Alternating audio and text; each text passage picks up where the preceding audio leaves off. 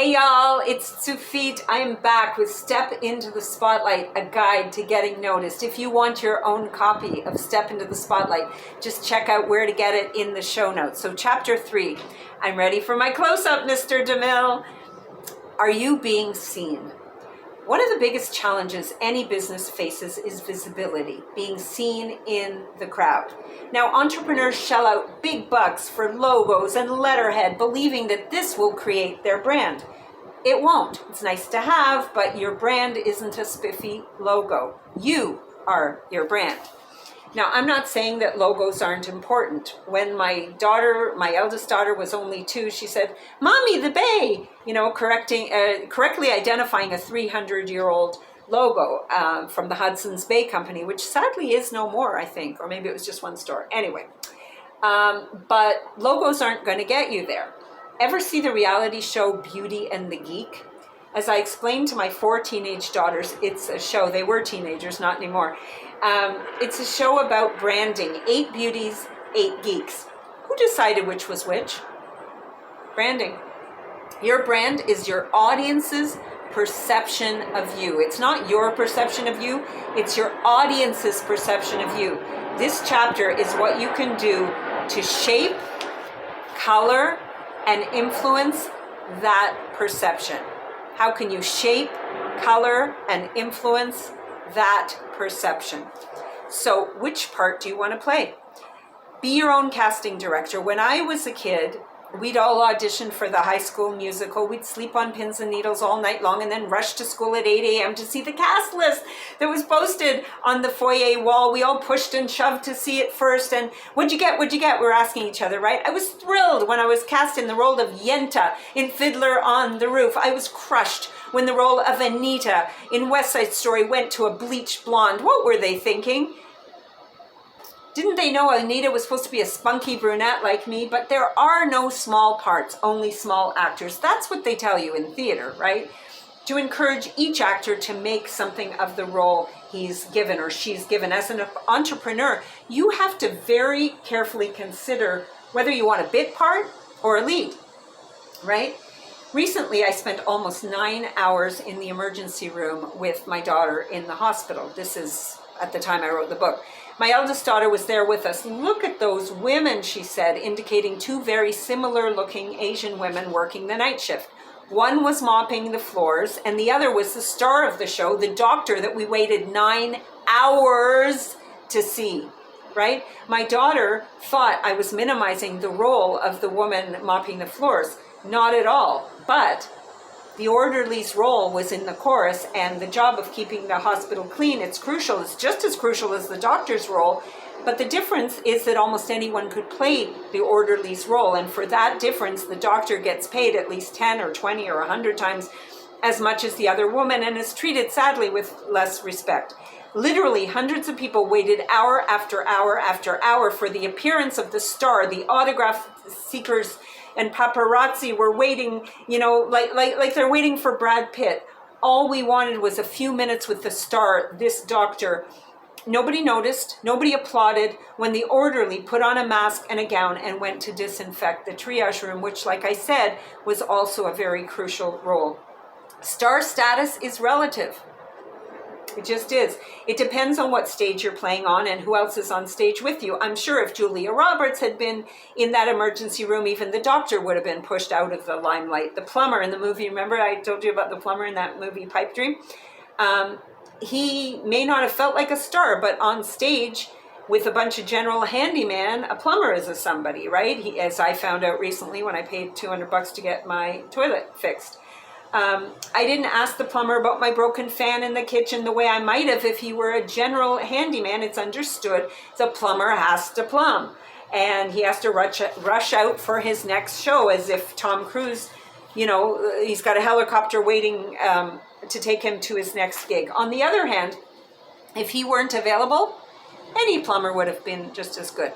So best support, so it's all relative is what I'm saying here. Best supporting actor, technicians, and worker bees don't get the spotlight. Artists do, experts do, stars do. It's just the way it is. I didn't make the rules. I'm just telling you the way it is. So which do you want to be? For me, the answer is obvious. It took a while for me to realize that not everybody feels that way. The spotlight is not for everyone, right? The roller coaster ride of stardom is not for everyone. If at a certain point you decide the spotlight is not for you, thank you very much for your time and attention. See ya, right? But just put this book down if you have the book and go do something else. Stop watching these videos. I'm not talking to you, but if you want to get known, if you want to stand out, if you want people to seek you out, rather than having to go hunt for business, then keep reading, stay with me, get the book, or just keep watching the videos. So this is what Pablo Picasso said. My mother said to me, if you become a soldier, you'll be a general. If you become a monk, you'll end up as the Pope. Instead, I became a painter and wound up as Picasso. Pretty cool. A painter or a Picasso. I have a client who's an interior designer. She's quite quirky and eccentric, and so I was kind of surprised how hard she fought me on this one. But when I discussed defining her style and her persona, she insisted that she had to give the customer what the customer wanted, and she had to be adaptable and flexible, and therefore couldn't define her personal style.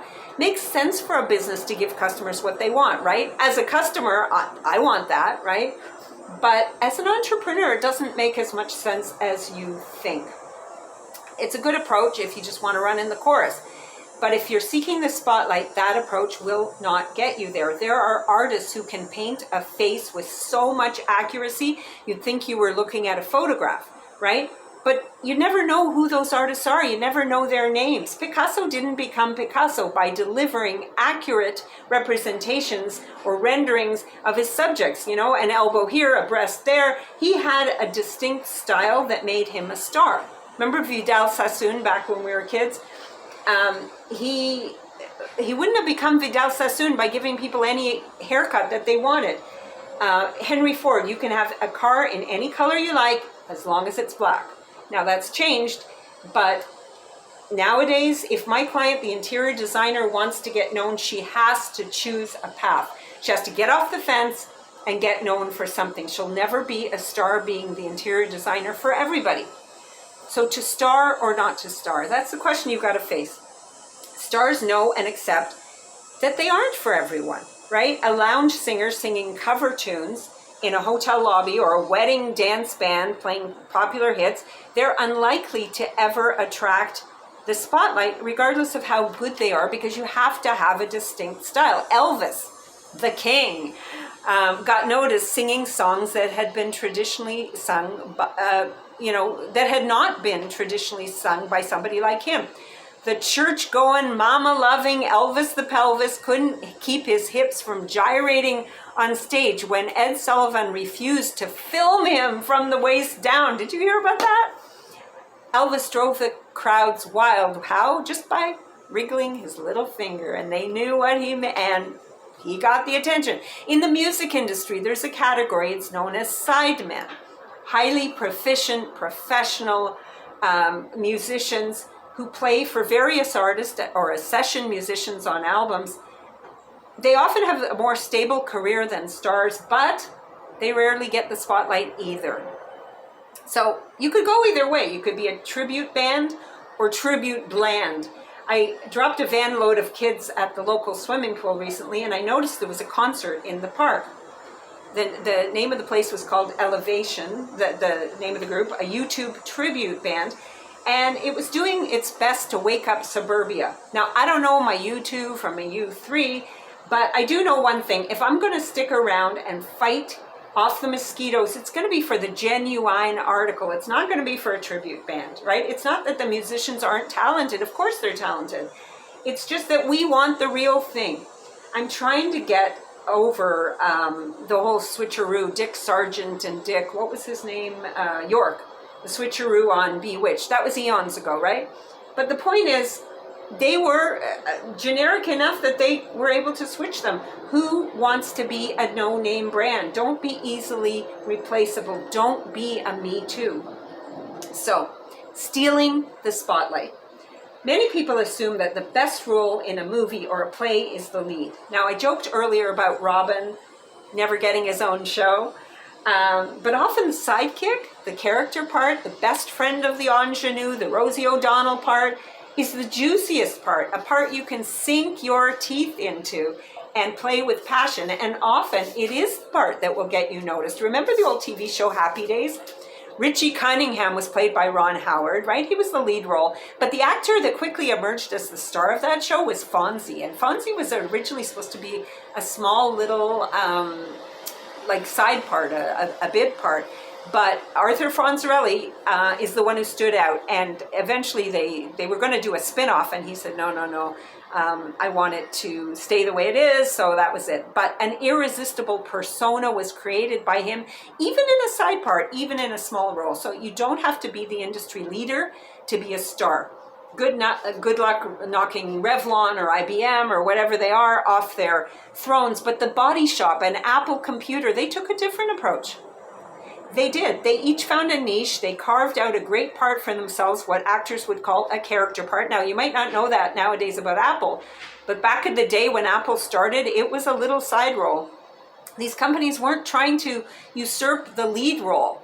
They were trying to be character roles. They added color, they added definition, and they created memorable experiences for their audiences. One of the best studies in character development I've ever seen on TV was the Gilmore Girls. Forget the lead roles, Rory and Lorelai, whatever.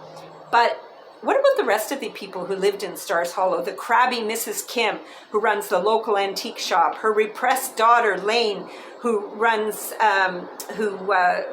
marries the offbeat musician Zach, and Mike, Michel, the snooty French concierge at the inn. Suki, the chef, right?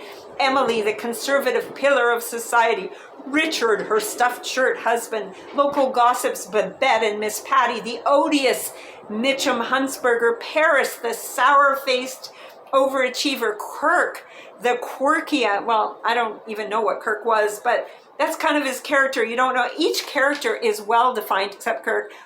Fascinating, and made them stars, right?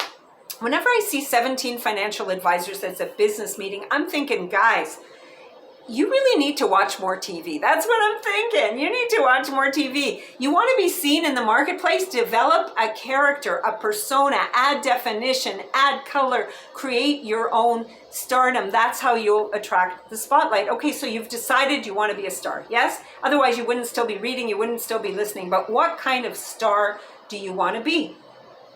Getting typecast. Every actor's first role is just to get the part.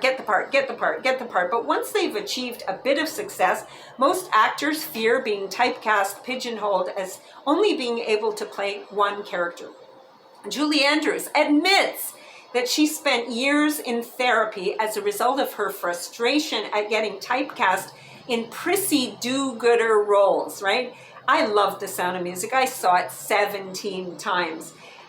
I had no idea that Julie resented being perceived as being really prim and proper, and the kind of character she played in Mary Poppins and in Sound of Music. She had a body sense of humor, and she didn't get to show it. So I doubt Pamela Anderson got many invitations to do Shakespeare. Now, Pamela Anderson has recently recreated herself, but back in the day when this book was written, she was just typecast, right? As an entrepreneur, you actually want that. You want to get typecast. That's what branding is. That's what branding is all about. The perception of your audience, your customers about you. But just like actors aren't always happy with the position they occupy in the minds of their audience, Elvis really, really wanted to be a serious actor. He wanted to be taken seriously, not to sing silly songs and silly B movies. So businesses can also be frustrated by their audience typecasting them. Xerox makes photocopiers. They tried without success to sell us computers. Why didn't we buy computers from Xerox? Because they had been typecast as manufacturers of photocopiers. So sometimes it makes sense to lay low, play a few bit parts until you've decided what role you want to play in the marketplace. Because once you're typecast, it might stick. Evening at the Improv. Don't figure out your role on stage. In a play, no one sends an actor on stage without assigning them each particular character to play. And yet many entrepreneurs are content to be improvisational actors. Improvisational is a great way to build your persona in the first place, but do it off Broadway, like off Broadway, because if you want to get noticed in the marketplace, you have to define your character. Even improv troupes like Second City, they develop characters in improv, but then they repeat them and they refine them, and until they enter their repertoire as, beloved characters. A great place to workshop your character, your persona, your brand, is the local networking meeting, right? And to practice little infomercials. We'll talk about that in the next chapter. But to build your confidence and hone your persona before you take it on the road. But know that if you don't cast yourself in a well-defined role, you do run the risk of the audience casting you in a role that you don't want. Or worse yet, you won't get cast at all. We're going to leave it there for today. We will continue with chapter 3 next time. If you want your own copy of Step into the Spotlight, check out the show notes for how to get that. This is part 1 of chapter 3 that we've been reading, and I will see you in the spotlight.